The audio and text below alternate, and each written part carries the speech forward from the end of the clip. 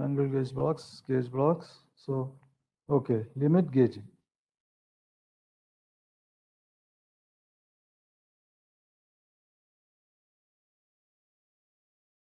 Okay, how do we inspect a bore, a diameter? Okay, we have learned various methods using measuring instruments. What are the measuring instruments used to check a bore? Because vernier caliper is the easiest, but the least accurate. So, unfortunately, accuracy is maybe around 0.1 mm. Then we have 3-pin micrometer, bore dial gauge, then rod micrometer, etc.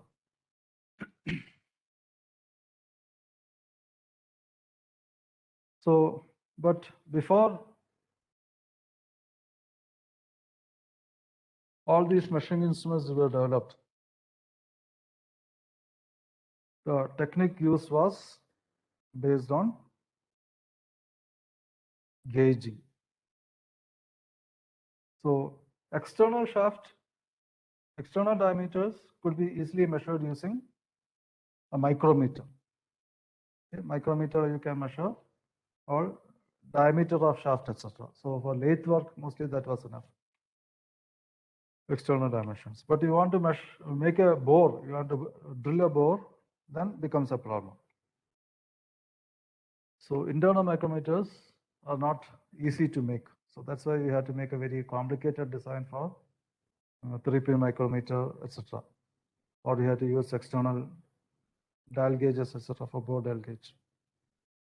So, but the first or easiest method, which is usually done, is, and many times when you do a project and all, what you do is either you suit the components together. So you make the shaft or you make the bore. Okay, that is easy. You make the bore to whatever size you can, and then machine the shaft to suit the bore. So that will be machining. A shaft is more easy. Bore you cannot adjust easily. So you make a bore first and then make the shaft to suit it. So that idea we can extend. So in mass production, of course, suiting is not advisable. It's very time consuming. Every piece, if you have to machine like that, you have to take care. You cannot just store it like that. You have to store all the components for a particular assembly together, etc. So it's very difficult and time consuming. So instead, we can think of making a master part. So that is the idea of a gauge. So these are the design parameters of the gauge, the small design parameters of a bore. Okay, the smallest bore permitted as per drawing, that is this size, that is called the maximum material condition size. And the largest bore permitted as per drawing is the least material condition size. So for example, if you say a bore is 30 plus 0.1, okay, then what is the maximum material condition? 30 mm. Least material condition 30.1 mm. So this is for a bore. Okay, so let us consider length L. Then suppose to inspect this bore, you don't have any instrument. So instead what you do, we make a master part corresponding to this maximum material condition. Okay, so that is called the go gauge. So if the go gauge is able to go, if this go gauge is of the maximum material condition size, and then if the go gauge enters the bore, then we can be sure that the bore is bigger than this size. Okay, so that is the go gauge will ensure that any component, any shaft which has to go into this will be able to go in. Then there is the danger that the bore may become bigger. If it becomes too big, what will be the problem? the strength will be reduced. Assembly will be okay. So to ensure assembly, go gauge is enough, but no-go gauge is required. So we have a no-go gauge to check whether the dimension has exceeded at any point. So that is called a no-go gauge. So using this go and no-go gauge system, we can do very fast inspection. So what are the advantages of gauging? So a go gauge checks complete form. Okay, that means if the go gauge enters, it checks not only size, it also ensures that there is no roundness deviation, excess roundness deviation is not there.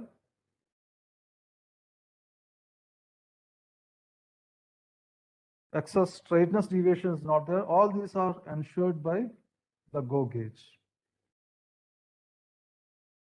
Then gauging is faster than measurement. So measuring instrument like micrometer and all, it takes a lot of time. It requires a lot of skill also. Whereas gauging is very fast. You just have to try it out. If it goes, it is okay. Go gauge goes, it is okay. No go gauge should not go, then it is okay. So it is much faster, and with less skilled person can do it. So many places in factory we do 100% inspection with the use of unskilled labor. A senior inspector will set the gauges for him. He'll check the gauges and give the gauges, and then they do just go no go gauging is done. But what are the problems with gauging? Does not indicate the sources of error. So your go gauge is not going. Why is it not going? It may be because the dimension is not correct, the size is not correct, or sometimes size may be correct, but the shape may be wrong. It may not be circular. It may be equilobed, triangular equilobed shape may be there. So why the gauge is not entering? That the gauge will not tell you. So you have to use other instruments to check. So if you want to do rework of that part, so you'll have to use other instruments and identify what rework is to be done. Then gauge will have its manufacturing error. Well, so the gauge we cannot make, so ideally the gauge should be made, the go gauge should be made corresponding to the maximum material condition. But while making, you will make some mistakes. So we cannot make anything to exact size. So we have to have some tolerance in size during manufacture. So the gauge will have that manufacturing error. Any new gauge also will have its manufacturing error. And then when the gauge is repeatedly used, the gauge will get worn out. So that will cause another error. So that is, these are the two problems with gauging. So gauges require a tolerance and gauges may get worn out. So many times this happens in factories. So when we check during assembly why part is not going, then we see that the dimension is not correct. Then many times it was because the gauge is worn out and we have passed bad parts, thinking that the gauge is good. So that sort of problem is very common on the shop floor. So that is why ISO 9000 and all insist on a system of calibration of the gauges. So gauges you should calibrate at a certain frequency. So you should see how much is there to wear out, and then accordingly you have to fix the frequency of calibration. So if it is almost reached the final size, then you should immediately, you should check very frequently before it is used, or to avoid the danger of accepting bad parts. Then other problem is that not all sizes and types are possible for a very big size. So you want to make a 1 meter butterfly valve. So such products were there at Limited. Can we think of a 1 meter big plug gauge? No, it will be very heavy. And then how to check whether it enters the part? Very difficult. Then long gauges, again, they become because of the length, they become flexible. So it will bend and take up, it will not check the straightness properly. So rigidity is a problem for long gauges. Then manufacturing complexity. So if your tolerance itself is less, then your gauge tolerance has to be even more less. So that makes the manufacturer gauges very complex. Then, so to make a gauge, it is much more costlier than making a part. So the cost of the gauge has to be amortized over the production quantity. So if your production quantity is very less, then the cost per part will go very high if you are using gauges. So when the production batch size is less, it may not be economic to make gauges. So then we have to depend on general purpose instruments, even though it is more difficult. Okay. So the design of gauges is based on Taylor's principles. And who is this Taylor? So one Taylor is very famous. So that Taylor was from the United States, and he developed the two-life equation and all, Vt raised to n equal constant, and Taylor's principles of scientific management you might have learned. So that Taylor is different. This Taylor is William Taylor. He is from UK. He is the co-founder of Taylor, Taylor and Hobson in 1886. So of course, even we have Taylor-Hobson instrument, which is that the autocollimator is Taylor-Hobson instrument. So 1932, he became president of the Institution of Mechanical Engineers. So Institution of McKee is from UK. So in United States, the other Taylor, F.W. Taylor, Frederick Williams Taylor, he was the president of ASME, American Society of Mechanical Engineers. So 1934, he became the fellow of the Royal Society. So 1905, he took out a patent on the principles of gauging. So those principles we'll discuss. World War I designed machines for accurate polishing of lenses. So that is why that is his contribution towards instrument manufacture. So that time, see these instruments like autocollimator, profile protractor, and all, they require highly accurate lenses. So that's for that he developed special machines. Okay, so now back to Taylor's principles of gauging. So Taylor actually he defined it for thread gauges. Okay, but anyway, the basic idea is applicable to all gauges. So the go gauge must be of perfect form, corresponding to the maximum material condition of the workpiece, completely covering the surface to be tested. Okay, this is obvious, but the other point is it must be of perfect form and then completely covering the surface to be tested.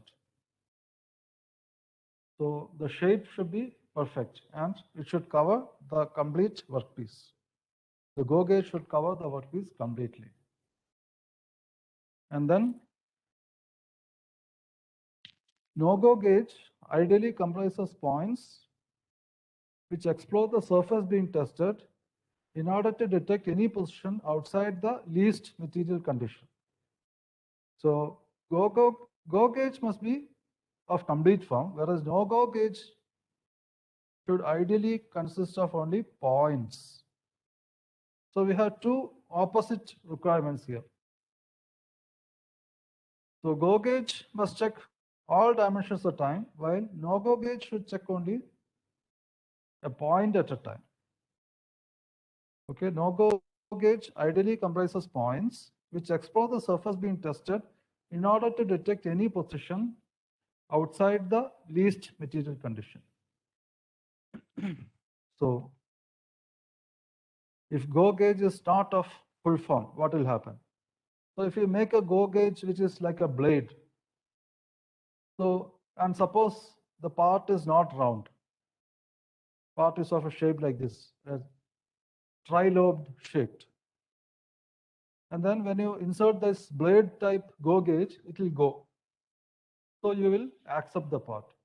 But if you try to put a shaft of the proper dimension, it will not be able to enter because the shape is not correct. It is not of the proper roundness. So if go gauge is not of full form, then parts accepted may not be okay in assembly. Then the other point is it should be of full form and it should be of full length. So what will happen if go gauge is of less length? For example, if this is a bore ID and you make a go gauge of very thin, like a disc. Okay, so if you insert a gauge, it will go through this and then you may accept this part, but it is not straight. So when you insert a shaft of a long shaft, it will not be able to enter because of the straightness of it. So at every point, diameter is okay, but the straightness is not okay. So that is why gauging is useful, that it checks the go gauge checks not only size, it also checks form error. Okay, so that is why go gauge gauging is advantageous. Gauging in many cases it is better than dimensional inspection because it will check these characteristics also. So ideally, so it should be very long. It should be the length of the mating part. But many times we don't really follow Taylor's principle because of some problems. So go gauge becomes too long or heavy. So if you are making the go gauge of full length, then it becomes too long. Then there's a possibility of bending. That is one problem. And if you make it too long and it is also big diameter, then it becomes very heavy. So handling becomes very difficult. So in such cases, we may violate Taylor's principle. So you have to be careful when inspecting such parts.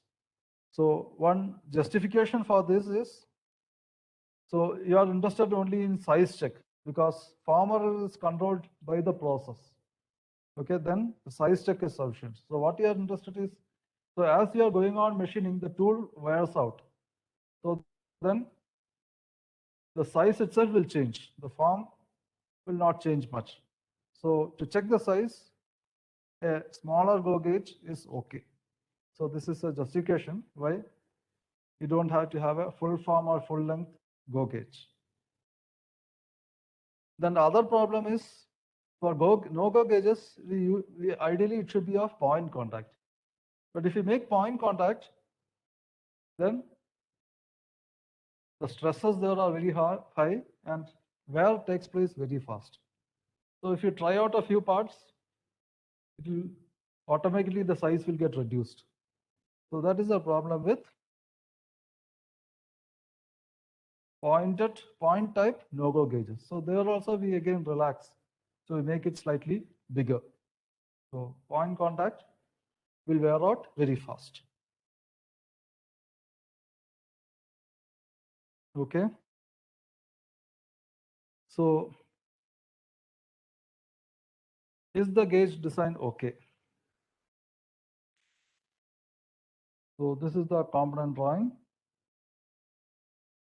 So we have a part which has a rectangular hole in it. And we would like to design a gauge for this, checking these dimensions. So the length of this rectangular slot is 100 plus or minus 0.15. The width of this slot is 70 plus minus 0.1. So suppose you plan to check both lengths together by having a X-shaped or cross-shaped go gauge. So go gauge should check, so 70 plus minus 0.1. So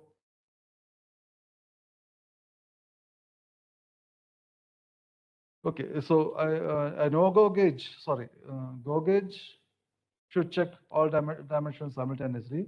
A no-go gauge, if you try to make two gauges together, two sizes together, you try to check what will happen. So this 70.1 minus 0.01, this is 100.15 minus 0.01.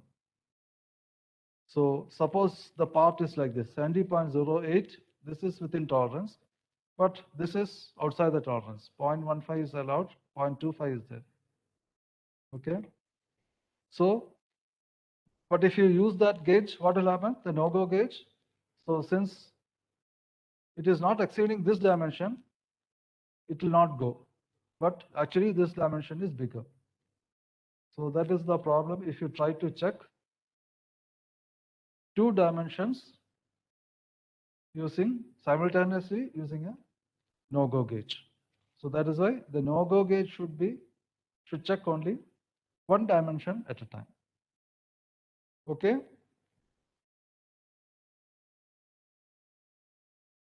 Okay. So next is gauge design.